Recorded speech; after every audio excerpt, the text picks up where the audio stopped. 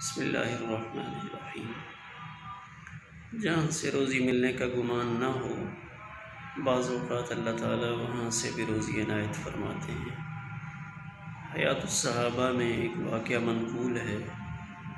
حضرت مقداد رضی اللہ تعالیٰ عنہ جلیل القدر صحابی ہیں۔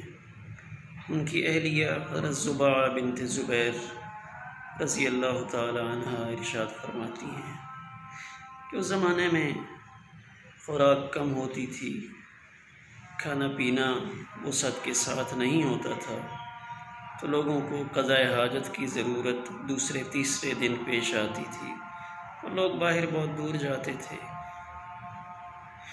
ایک دن حضرت مقداد رضی اللہ تعالیٰ عنہ قضاء حاجت کے لیے باہر تشریف لے گئے، تو بقیہ غرقد سے کچھ آگے ایک جگہ تھی، تو جب وہ وہاں بیٹھے تو نے دیکھا ایک بڑا سا چوہا وہ اپنے بل سے 1 دینار لے کر آیا اور ان کے سامنے رکھ دیا۔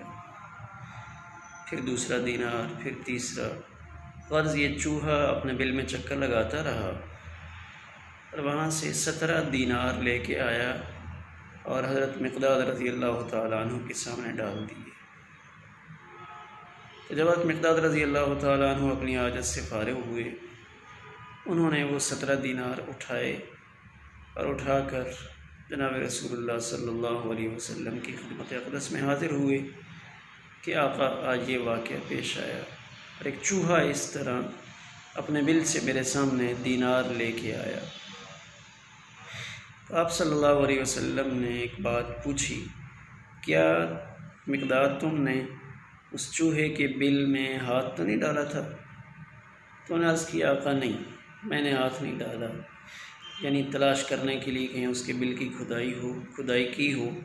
تو نے عرض کیا ایسا نہیں ہے۔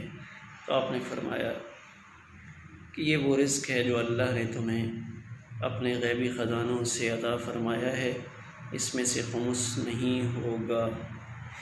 اور وَمَن يَتَّقِ اللَّهَ يَجْعَل لَّهُ مَخْرَجًا وَيَرْزُقْهُ مِنْ حَيْثُ لَا يَحْتَسِبُ، کہ جب آدمی اللہ سے ڈرتا ہے اور تقوی اختیار کرتا ہے تو اللہ اس کو ایسی جگہ سے رزق عطا فرماتے ہیں جہاں سے اس کا وہم و گمان بھی نہیں ہوتا۔ اس طرح حضرت ابو ہریرہ رضی اللہ تعالیٰ عنہ نے ایک واقعہ نقل کیا، وہ بھی حیات الصحابہ میں موجود ہے، کہ ایک صحابی کے گھر میں تنگی تھی تو جنگل میں تشریف لے گئے اللہ سے مانگنے کے لیے۔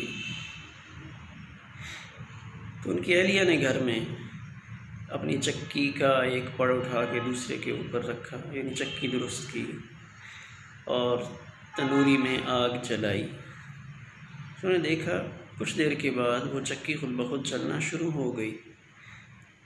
انہوں نے وہاں سے آٹا نکالا، ایک برتن آٹے کا بھر گیا اور انہوں نے روٹیاں لگائیں۔ اتنی دیر میں شوہر گھر تشریف لے آئے تو انہوں نے پوچھا کہ میرے جانے کے بعد اللہ نے کچھ بھیجا؟ تو اہلیہ نے عرض کیا ہاں ایسا ہے، وہ چکی چل رہی ہے اور اس میں سے آٹا نکل رہا ہے۔ تو انہوں نے اس چکی کا اوپر والا پڑ پتھر اٹھایا تو اب وہ چکی بند ہو گئی۔ تو پھر انہوں نے یہ واقعہ جناب رسول اللہ صلی اللہ علیہ وسلم کی خدمت اقدس میں عرض کیا، تو آپ نے ارشاد فرمایا کہ اگر یہ اوپر سے پتھر نہ اٹھاتے تو یہ چکی قیامت تک چلتی رہتی۔ یہ واقعہ بالکل درست ہے اور حیات الصحابہ میں موجود ہے۔ جب انسان اللہ پر توکل کرتا ہے، تقوی اختیار کرتا ہے، تو پھر اللہ اس کو ایسی جگہ سے روزی عطا فرماتے ہیں جہاں سے اس کا وہم و گمان بھی نہیں ہوتا۔